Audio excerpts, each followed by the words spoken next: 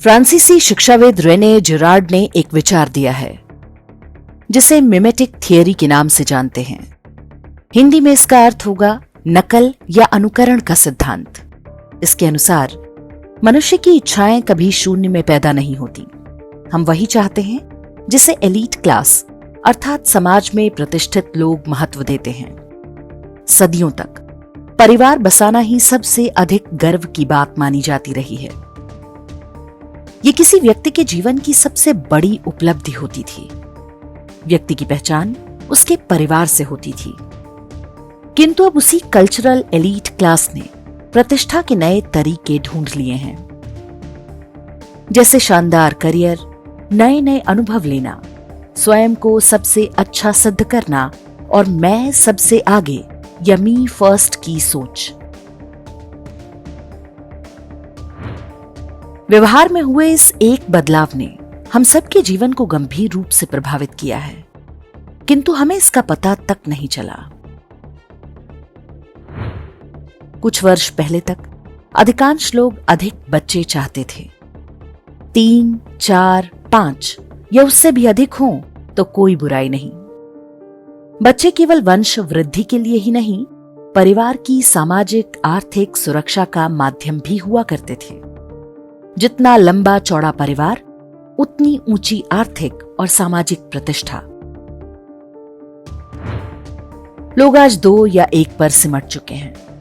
Double income, no kids वाले भी fashion में हैं। भारत समेत विश्व भर में फर्टिलिटी रेट यानी बच्चे पैदा करने की क्षमता कम होने के पीछे वोकिज्म का बड़ा हाथ माना जाता है। ये बात कुछ सीमा तक सही है, लेकिन वास्तविक सच्चाई इससे कहीं अधिक परेशान करने वाली है। हमने बच्चे पैदा होने पर रोक नहीं लगाई है, बल्कि उससे भी कहीं अधिक बुरा काम किया है। वो है संतान से जुड़े सामाजिक सम्मान, प्रतिष्ठा या रुतबे को समाप्त कर देना। एक तर्क सबसे अधिक दिया जाता है कि लोग इसलिए बच्चे पैदा नहीं कर रहे क्योंकि घर का खर्च, बच्चों की देखभाल का खर्च और भविष्य की अनिश्चितता बढ़ गई है। अगर ये बात सच होती तो बस पैसों से ये समस्या हल हो जाती। वैश्विक अनुभव है कि माता पिता के पास पैसा कितना है, इस बात का फर्टिलिटी रेट से कोई संबंध नहीं होता। यूरोप के देश हंगरी की सरकार परिवार से जुड़ी नीतियों पर अपने कुल बजट का 5% खर्च करती है। लोग अधिक से अधिक बच्चे पैदा करें, इसके लिए उन्हें बढ़ावा दिया जाता है। बच्चा पैदा होने पर लोन माफी, 4 बच्चों की मां को आजीवन टैक्स में छूट और भी बहुत सारी स्कीम चल रही हैं। लेकिन परिणाम ये निकला कि प्रति महिला बच्चों की संख्या अब भी लगभग 1.5 ही है। सरकार ने चाहे जितने भी प्रोत्साहन दिए, लोगों ने अधिक बच्चे पैदा नहीं किए। बच्चे पैदा करना आर्थिक रूप से लाभदायक हो गया तब भी नहीं। हंगरी ही क्यों, अपने देश में भी देख लीजिए। आर्थिक समृद्धि के साथ परिवारों में संतति कम होने लगती है। कम बच्चों की समस्या यदि पैसों से हल नहीं हो रही है तो इसका अर्थ है कि वास्तविक कारण कुछ और ही है। रेने जिरार्ड ने इसी का उत्तर मानव व्यवहार के विज्ञान यानी एंथ्रोपोलॉजी में ढूंढा है। हमारे समाज में संतान पैदा करने का जो महत्व था, उसे ही पूरी तरह बदल दिया गया। यहीं पर वोकिज्म की भूमिका सामने आती है। मात्र कुछ दशक पहले तक मातृत्व स्त्री का सबसे बड़ा अनुभव, सबसे बड़ा सुख माना जाता था। उन्हीं स्त्रियों से कहलवा दिया गया कि हम कोई बच्चा पैदा करने की मशीन नहीं। वोकिज्म ने लोगों के मन में बिठाया कि पारंपरिक परिवार दमनकारी है, मातृत्व एक रुकावट है, स्त्री पुरुष एक दूसरे के शत्रु हैं और भी बहुत कुछ। किंतु वोकिज्म की भूमिका यहीं पर समाप्त हो जाती है। मिमेटिक मैकेनिज्म अर्थात नकल का यह तंत्र पूरी तरह विकेंद्रीकृत या डिसेंट्रलाइज्ड होता है। इसे कोई डिजाइन नहीं करता, किंतु इसके परिणामों को देखकर लगता है कि मानो पूरी योजना के साथ कोई षड्यंत्र रचा गया हो। जबकि असल में कोई योजना होती ही नहीं है।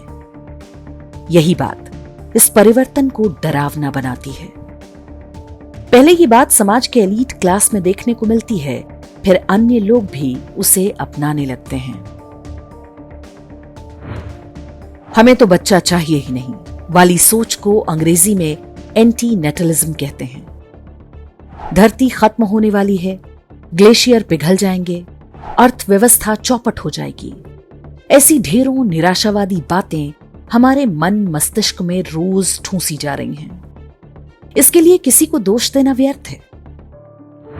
हमने स्वयं ही एक ऐसा समाज बना दिया है जो उदास है, और उदास लोग बहुत दूर की दृष्टि नहीं रखते।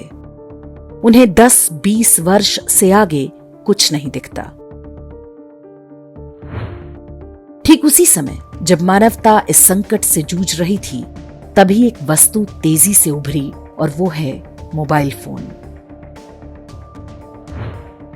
अमेरिकी संस्था national bureau of economic research का ताजा अध्ययन कहता है कि स्मार्टफोन, विशेष रूप से आईफोन, ने अमेरिका में जन्म दर घटने में महत्वपूर्ण भूमिका निभाई है। 2007 के बाद जन्म दर में कुल गिरावट का लगभग 1/3 से आधा हिस्सा स्मार्टफोन से जुड़ा हो सकता है। इसमें कहा गया है कि स्मार्टफोन ने लोगों के रिश्तों, डेटिंग, मनोरंजन और समय बिताने के तरीकों को बदल दिया है। इसका मनुष्यों के यौन व्यवहार और प्रजनन क्षमता यानी फर्टिलिटी पर नकारात्मक प्रभाव पड़ा है। इस अध्ययन का लिंक हम YouTube के डिस्क्रिप्शन में दे देंगे, आप चाहें तो उसे पढ़ सकते हैं। संक्षेप में कहें तो बच्चों से जुड़ी सामाजिक प्रतिष्ठा का समाप्त हो जाना, परिवार को कम महत्व देना, किसी संभावित कयामत से डरा उदास समाज, और अब सबसे बढ़कर मोबाइल फोन। हमने बच्चे पैदा करने की क्षमता को ही समाप्त नहीं किया, बल्कि बच्चे पैदा करने की इच्छा को ही मिटा दिया।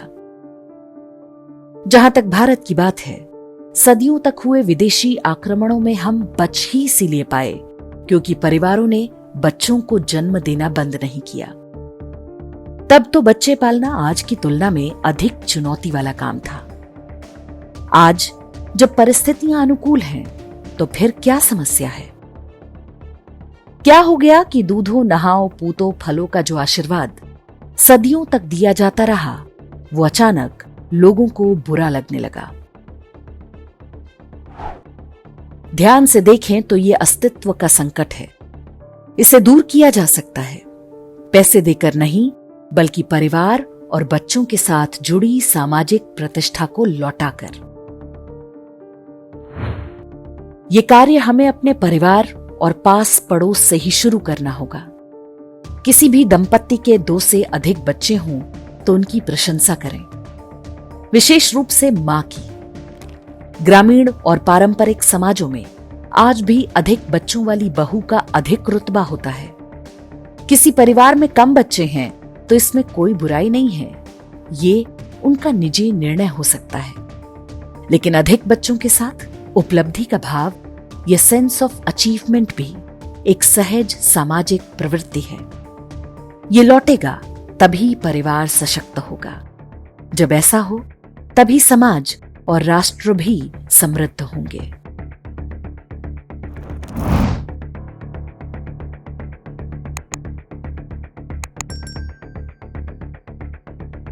इंडेक्स ऑनलाइन के वीडियो समाज को समर्पित हैं। आप इनको डाउनलोड करके जैसे चाहे वैसे प्रयोग कर सकते हैं। चाहे तो आप हमारे टेलीग्राम चैनल से जुड़ सकते हैं, वहां सारे नए पुराने वीडियो आपको मिल जाएंगे। हमारे सोशल मीडिया लिंक हर वीडियो के डिस्क्रिप्शन में होते हैं। हमारा एकमात्र उद्देश्य हिंदू समाज को जागृत और एकजुट करना है। इसमें सहभागी बने। धन्यवाद।